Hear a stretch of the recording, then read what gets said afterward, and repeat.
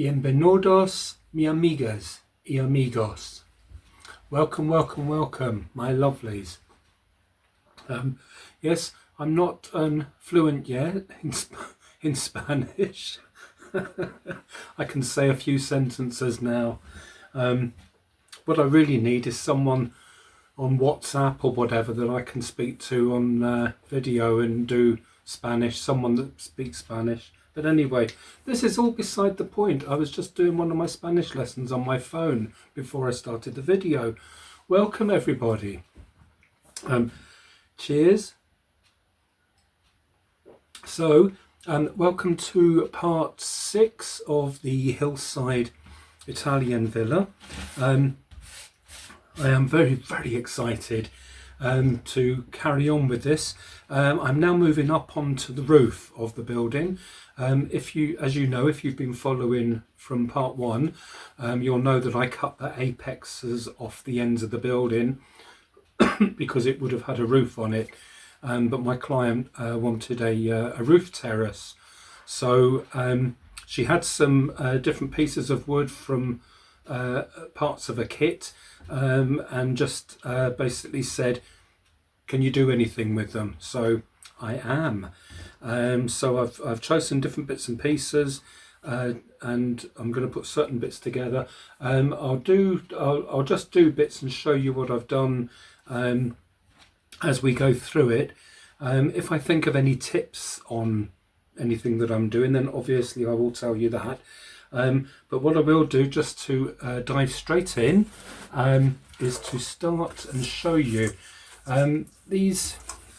If I can hold this up, these are 2 bits of MDF, the same thickness. That's 9mm MDF. It's the same thickness as the actual building itself. I'm pointing over there because obviously, as you'll already know, that's where my work is. So it's 2 pieces, and one will fit at the left end of the terrace and one at the right end. So they're going to be the side walls, and then I'm going to have something along the back, which I shall show you as we come. I'm very excited about this. This is why I can't sleep at night. I'm just constantly thinking about people's houses and work that I'm doing. If anybody is out there watching and they would like me to do a house for them, commission me to do a house, or to redecorate, or from scratch, or a refurb, if you're in the UK, please do get in touch with me. I usually try and put my email below in the description box. But anyway, if you want to, just get in contact with me and we can discuss it. So what I'm doing here with the side pieces, I want to do the outside of the walls the same as the outside of the house, and also the inside of the walls. So just a little tip, as you can see, one side is already coated, and I then cut that out, and that's what it left. And now I've got another sheet. I use foam board this size, which is A3, yes, A3 size. It's just a nice size to work with. And then I've stuck the other side of these 2 pieces on there, and I've just sort of jigsawed them together so it doesn't waste much of the foam board, and I've just put them along the edges so it doesn't waste any of the edges of the foam board. And now it's dry, I'll just get a scalpel and just cut around here, and then I'll have the 2 pieces separate to work on. Okay, now this clip is in fact the next morning, early morning. It was getting quite late when I started videoing, so I just wanted to get it started for you guys. So these are the pieces cut out now, the left and right ends of the terrace garden, and all I've done after this is to mix up a solution of PVA and water, and just mixed it up in a plastic container and a nice white brush, and then I've plastered it on, or painted it on, the foam board, let it dry, and then this morning I've come in and I've painted the other side and all down the middle of the wall there, the front part of the wall. So everything's coated in PVA. I will let those dry now. When that's dry, I can then start coating each side with the light foam plaster. Now I also, as I said, I had various bits to play with, and I've picked out the bits that I'm going to use. So we have pieces of fencing here, which I'm going to use. We have a gate that's going on. These were all MDF laser cuts, and I've just sprayed them, I think about 4 coats of black spray. I've used a satin spray. Okay, I also, for the back wall, I have various cutouts here. I have already, this is wet because I've just covered it in PVA, but I had stuck a piece of foam board on there overnight, and then this morning I've cut it out so it leaves the holes, and I've painted this with the same watered down PVA, and I have another 2 sections like this but bigger. If I turn this round and show you, this one has a grill shape in it.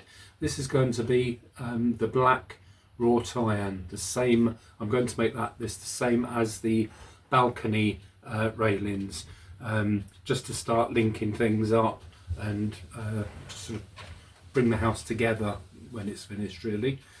So I've just been spraying that. I did all this last night. I gave it 4 coats, I think, so I can start tearing these bits of masking tape off. I realised afterwards I didn't really have to put masking tape on here because both sides of this is also going to be covered in foam board, so it didn't really matter, but it's just nice practice to do things, to practice masking things off, so it's a win-win. There we are. So that's one bit with the black, and here is the other section. Now these are all different shape, different sizes. As you can see, that's a longer one that I've done the same to. So it's going to be varied along the back. But let me take this off, and then I'll show you. I'll bring the camera down and show you how I'm altering this. Actually, I won't bother taking this bit of tape off yet because that just takes, it will take me another 10 seconds or so, and that's just boring to watch, boring to do. Right, okay, so if I just lay these, let me move this, and then lay these out, just give you a rough idea of what's happening here. What I'll do, I'll put them in sort of position, then I'll show you what I'm sort of aiming towards. Now, if I show you, the door keeps blowing open. I'm going to have to lock it, I think, but it's very windy out there, and I've decided to film it quickly, and the wind has just dropped. That's called Sod's Law. So, oh, there we go. So it's obviously not as bad as some places, I have to say. I'm not moaning, just observing. Okay, so at the moment it looks dreadful because it's nowhere near finished, but I will put my magic touch to it. So as you can see, these 2 walls here, they're done on each side, so I'll be covering that in the stucco. Then as this is covered, I'm also going to cover these pieces as well in the 3mm. This is 3mm foam board that I'm using on here and on the walls, the same as the building. In fact, I've used 3mm foam board throughout. I've just ordered, I've ordered and received some 5mm foam board, so it's deeper, and I'm going to have a complete rectangle of that, the same size as this when it's glued. Glue it together. I'm going to glue that on the back, so it's actually going to fill in all the walls at the back there. Oops, that's falling over. So it will be walled. You won't be able to see through it. I don't want to be able to see through it, as it's a walled garden, well, a walled roof terrace. But these are just bits that I'm painting first of all, just to get those done. Then I can cover this in the 3mm foam board, let it dry, cover the back in 5mm foam board. What I will do is the 3mm foam board first, and then I will cut all these out so it's all finished, and then I will put 5mm foam board on the back. I'm using 5mm because it's thicker. It won't bend as easy. Once it's all glued into place with the side walls and glued along the ground area, it will be nice and solid when it's finished. But instead of using, I have got MDF, but instead of using that, I don't want these areas to be hard, like MDF when they're finished, because I want to work on those and mark them, make marks on them and paint them, like the walls. And B, it just adds extra weight to the top of the building, and I don't have to do that. You may have noticed with these pieces sort of being odd, they're not all the same. There's two long sort of window shapes there and there, rectangles, and on this section here they're shorter. So instead of filling in these to bring them down, I quite like them being tall like that. It just adds height to the whole thing, and this brings the wall down. So I'm going to mark and cut two rectangular shapes there and cut them up the same height as this, so they are all then even. And then at the front is where I'm going to put the railings and the gate, and then I'll put flooring on. So there's quite a bit of work to do, but what I'm going to do is just to save time, is to just get on with things. Just wanted to let you see it at this very fresh, raw stage, and then so far through I'll film and just let you see where I'm up to. So looking forward to this. Now it is, as you can see, it is dark more or less outside. I'm just about to wrap up work for the evening, but I just wanted to show you, this is where I've got the inspiration for doing the roof of the roof terrace, our own paving that we laid ourselves in our garden. So it's all different shapes, squares, rectangles, bits here and there, and then just grouted in between. So yes, I'll show you now what I'm up to on the roof terrace.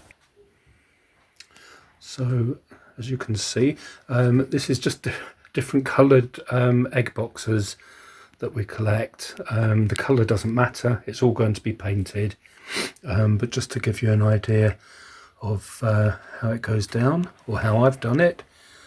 I will be painting them different shades, but not as bright as that, obviously.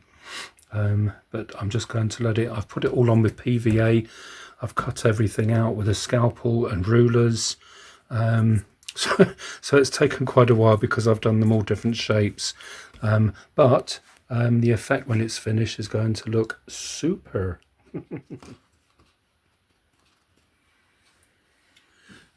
Now what I've done next is I've chosen or mixed a shade of grey that I want. I don't want any cold tones, I want warm tone greys. So just, if you're doing the same sort of thing with the same kind of walling as I'm doing, just look out that they're not going to jar against each other, and the tones. I've done like a mid-tone grey. I've gone over the whole thing, and the where the different coloured egg boxes are, they're slightly different shades here and there, so that just starts adding a depth to them, and will help to bring them to life. I'm now, as you can see in this area here, I've used exactly the same colour of grey, the mid-tone grey, and I've just added a slightly darker grey, just to an amount of it. So it's just made it a fraction darker, but it's still the exact same grey, and it just keeps the whole thing cohesive, sort of all together. And all I'm doing is just dabbing and rubbing in small amounts of grey here and there, not every slab, just here and there. And I'll just not carefully, but I'll just slowly go over the areas. like so, rubbing them in. And with the egg boxes being all textured, it's lovely. They lend themselves to this sort of flooring, which is brilliant. But the colouring itself sort of lets you realise that it's outdoor flooring as well. So that's just think about all these things when you're doing this kind of technique. But it is very relaxing, very calming. After I've done this and gone over the whole thing again, it will all be dry this end because it dries. It's acrylic paint, so it will dry very quick. I've got the heater on in the workshop, so it's just a nice temperature.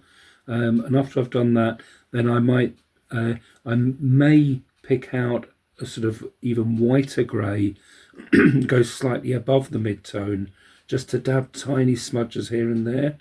And then on top of that, I haven't worked out what I'm going to use, but I'm going to go over with a very sort of washed out pale green smudges here and there, and it will just add a little bit of algae on the paving because it's outdoors. It's got the weather coming down on it constantly. So like our slabs outside the workshop, I had a really good look at them, and I took some photos of them and zoomed into the photos.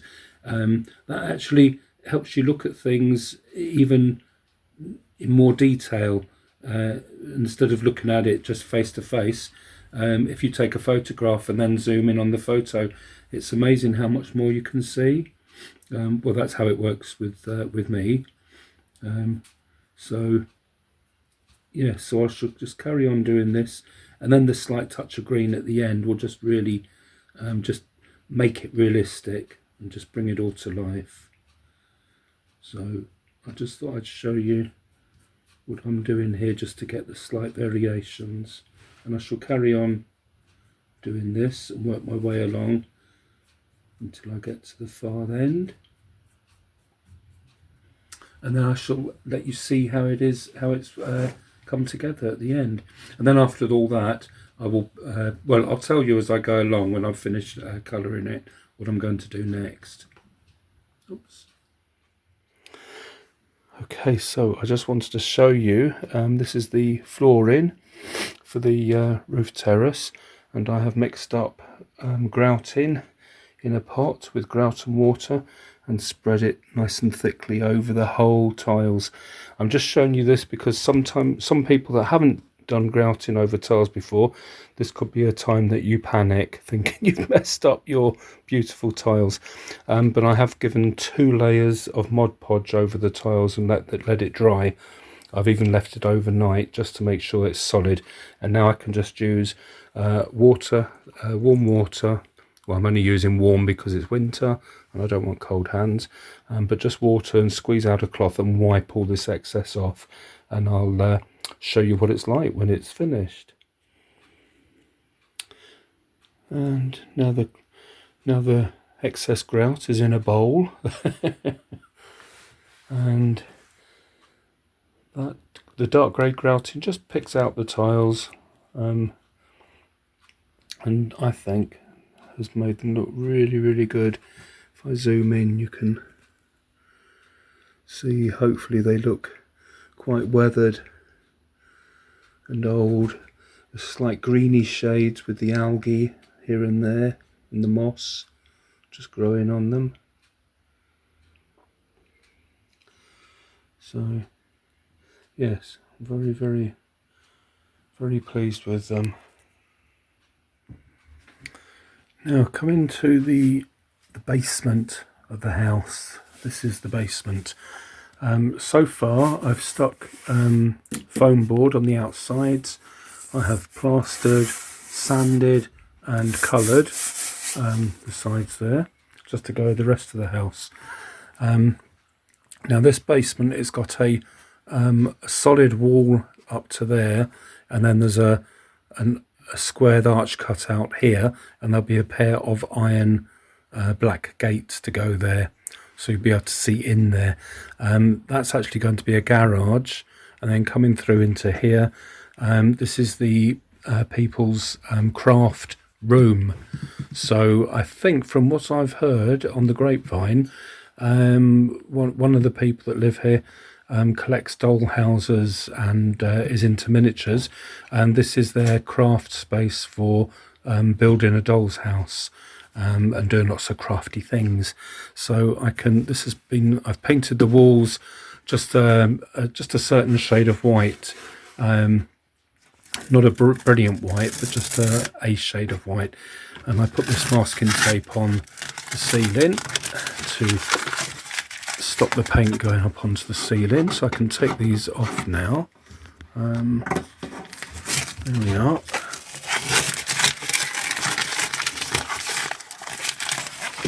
That's that. So the craft room is sort of finished, really.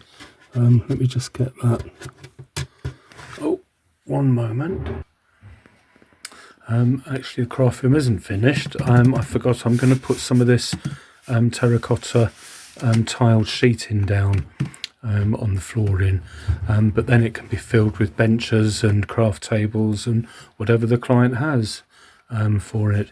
For the garage area, we agreed just to paint the walls a light shade of something, and then put the some more flooring down. I'll place that in there. So just to paint that another light colour, but a different colour. And of course, well, let me tell you the story. Yes, so the story goes like this. Like it usually ends up, or sometimes ends up doing. So once we had agreed on doing painting the walls a light colour, same as the craft room, that's fine. And then I think the next evening John Boy and me were watching television, and there was a programme on there, and at one point they were inside this old sort of studio building, and people were in there dancing, and on the walls were completely different, and I loved them. So of course I stayed up most of the night in bed thinking about it and thinking about it, and have decided to do something completely different. Now, I know some people might think if you're doing houses for clients, you agree what you're doing first of all, because it's what the client wants, and usually that works fine. When I have gone off piste, I know, because of what's been discussed already, I know that this will only be better. So there's never a chance that they would turn around and say, "What on earth have you done?"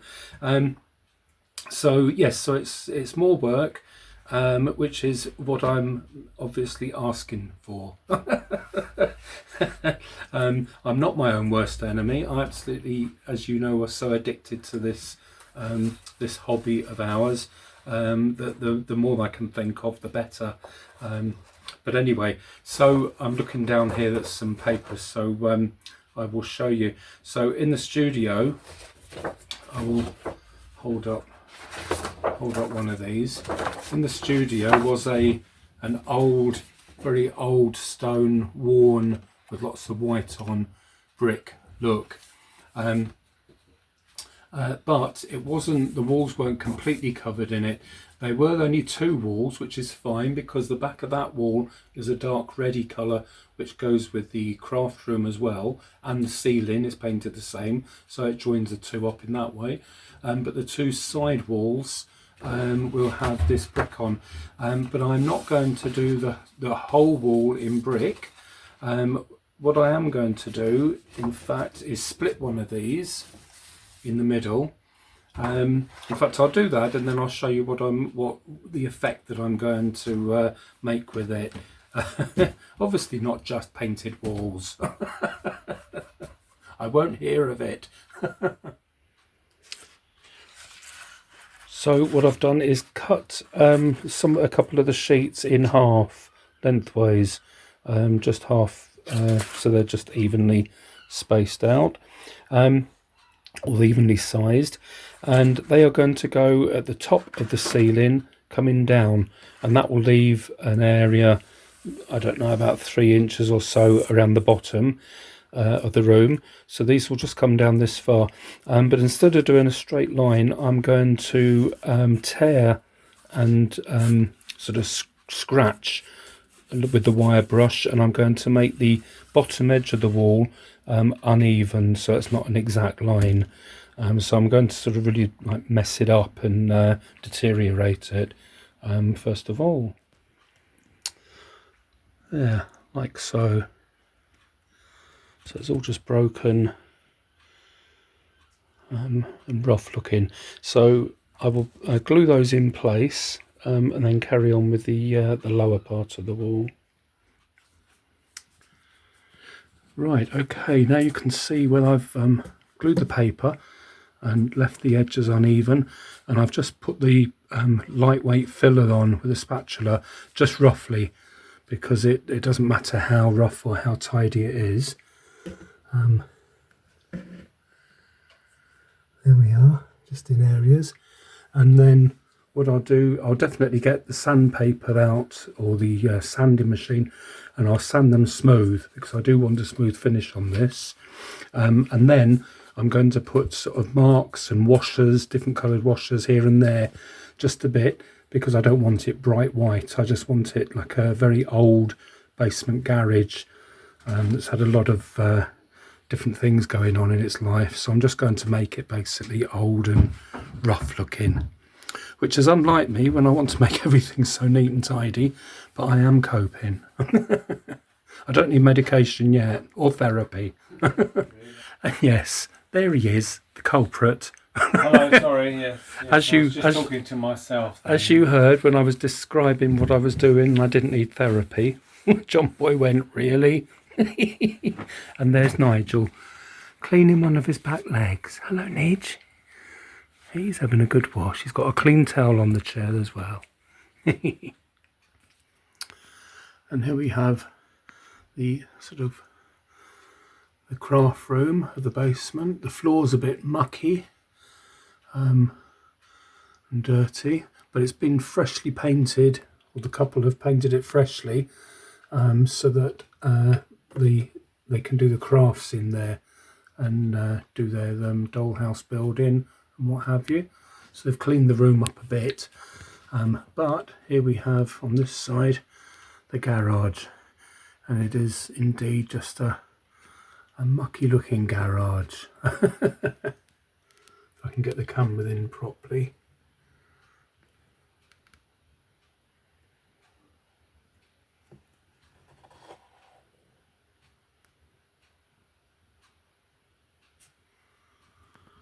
Oops. And this side. Hang on. Here we are.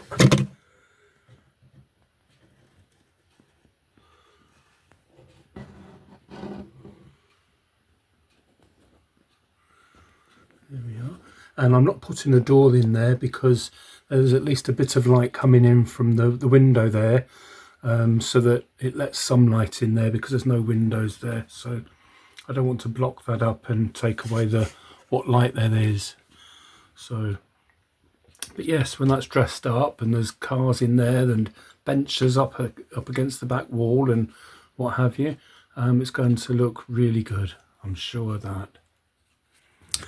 Okay, now this morning I have finished off or done all the electric wiring at the back of the house, so that's all done. All lights are working, which is always good to see. And as you can see, I'm now working on the back wall. There's foam board on the front of it, foam board on the back. In fact, there's 2 layers on the back, and I've cut these inserts out. I will put the odd piece of brickwork here and there, just to make it blend in with the rest of the house. But I'm just, as you can see, just plastering all over the front of it, and then I'll plaster all the inside and on this bit here. So it's just quite a long process and very fiddly. As you can see, lots of bits drop everywhere, and it's a lot of sort of cleaning up as you go along. But a nice relaxing journey. Time to listen to an audio book. Okay, so this is part finished, as in almost finished. The brickwork I still have to dry brush to lighten it, and where you can see the blue colours on the ironwork, that's the first stage of the rust preparation, drying. Once that's dry, I can apply the little metal filings and then apply the developer to get the rust effect. But the walls are very old, very worn looking. There's patches, dark patches, dirty patches here and there. It's looking really, really good. I'm so pleased with it. So I'll finish off the rust areas, and then we can put the whole thing together. And over here we have, this is the front section of the basement with the garage and the craft room.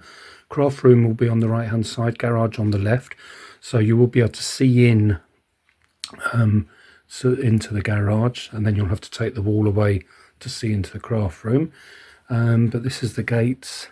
I'm fixing those onto the archway. That's drying as we speak, the glue, and then I've got this one to fit in and glue into place as well. So once they're dried, well, once they're both glued in, then that front is ready to put onto the basement. Okay, now just to show you the back of the house with the wiring. Nice simple copper wire system, which I find very agreeable. It's how I'll do most of my houses. So just so you can see how simple it is, once all the wires are through the back from the lights, I put the copper wire near them, just as least amount of runs as possible. If I cross over any lines like so, I put a couple of pieces of insulation tape underneath that one, so it doesn't touch the wire that it's crossing. Otherwise the lights won't work. They'll be off basically, and that's where it starts from. So the mains cable, the transformer plugs in there, and just to show you, within the middle of naming the wires at the moment, so if there's any problem with any of the lights, we can just come around the back in the future, and you can see that that's the cafe socket light. There's one socket in the back wall of the cafe ceiling light, and so on. And room, I'm naming them room 1, 2, 3 and 4 because the client drew her plan and named the top rooms 1, 2, 3 and 4. She'll make them into bedrooms, lounges, whatever she wants to do with them, but she will always know which room is 1, 2 or 3 or 4. And that's the shop side of the cafe, the socket at the wall, and the shop ceiling light. So we'll carry on and name these ones that are left, and then that's the back, that's the wiring finished. I haven't discussed in this video how I actually physically do the wiring, but I have in other videos, so I don't want to go over the same thing over and over, so I'd rather fit in things that we haven't seen on this video. Okay folks, we have more or less come to the end of this fun journey, and it was fun, every moment of it, as I look at it in its entirety. It's not until you put the basement and the house and the roof together, which is the first time I've done this, after it's been decorated, that you actually see the full size of it. So it's really quite a building, which is excellent. So just to say that we'll have a look at it now. I'll take you over, we'll look at it all together. There's one or two little things I still have to do just to finish off, but nothing noticeable really. just little things here and there. But it's we could say it's finished enough to let's have a look at it, shall we? A couple of things I wanted to say before we look at it. One is the the client. First of all, the client gave me. I had a couple of bits of furniture, 2 or 3 pieces of the items that are going into the house, just to look at and use as inspiration, along with other inspiration of looking on the internet and doing all sorts of research to get colours and designs and everything you do when you're designing a building. So I've put those pieces in place, but just so that you know that, because when you see it, you might think, why has she only got one thing in that room and nothing in the other room? It was just inspiration pieces that were given to me. The client has lots of lovely, beautiful pieces to go in it. Hopefully, I actually sort of live within a reasonable distance of the client. So hopefully, with any luck, if I ask nicely, pretty please, she may, once she's dressed the rooms, allow me to go over and photograph some of the rooms, and then I can put them on YouTube or on my website, so people can actually see the rooms dressed up. Because it does give a much better impression once you've put things in it. It looks more lived in and more homely. So hopefully, fingers crossed, that may happen. And the other thing that I wanted to mention, really before anyone feels like gets concerned about it and has the urge to comment, before anyone does that, you will notice that in the rooms there are no physical ways, if there was somebody really living in the house, to get up onto each floor and up onto the roof. That is completely and totally acceptable. Some people out there that want everything exactly, from history or from a real building, and obviously you'd have to put in stairwells or doors or whatever to get to each floor. But also, as I keep on saying to people that write to me and discuss different things, and worried about this, that and the other, as I say to these people, there are no dollhouse police invented yet. This is not a real thing. So no one is going to fine you because nobody can get from one floor to another.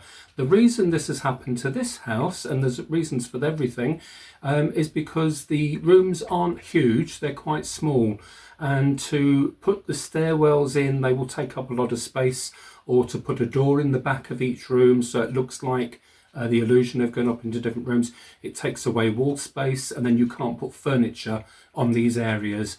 And the client has lots, as I said, lots of beautiful furniture. I'm very envious, I have to say.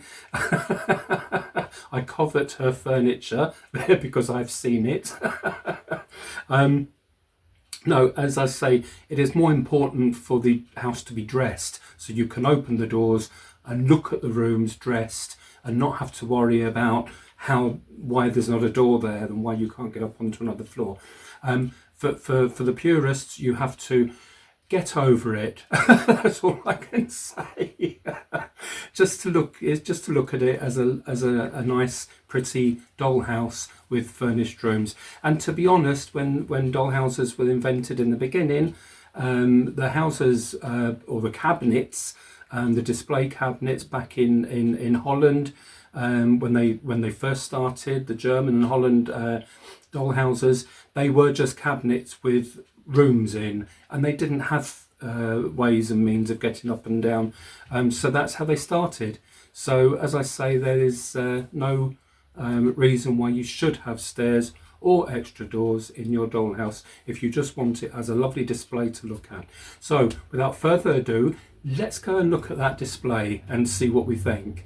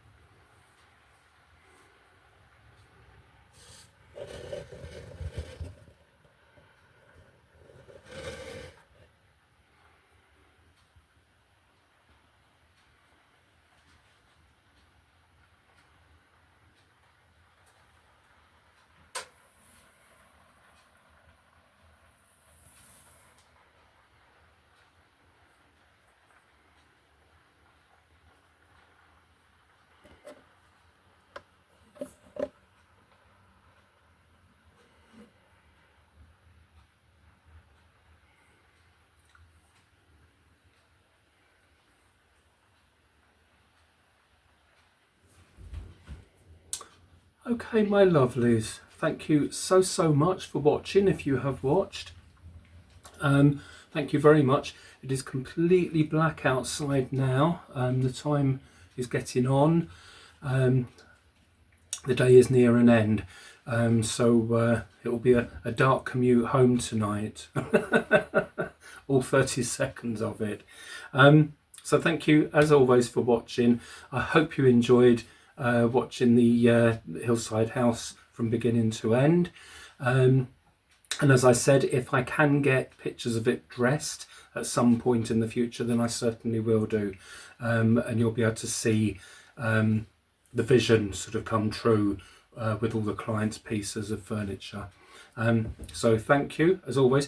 If anyone is watching in the UK and would like me to give me a commission to do one of their houses or box rooms or whatever, then please do email me or get in contact through my website or my email address, which I shall put in the description box below, and we can have a chat.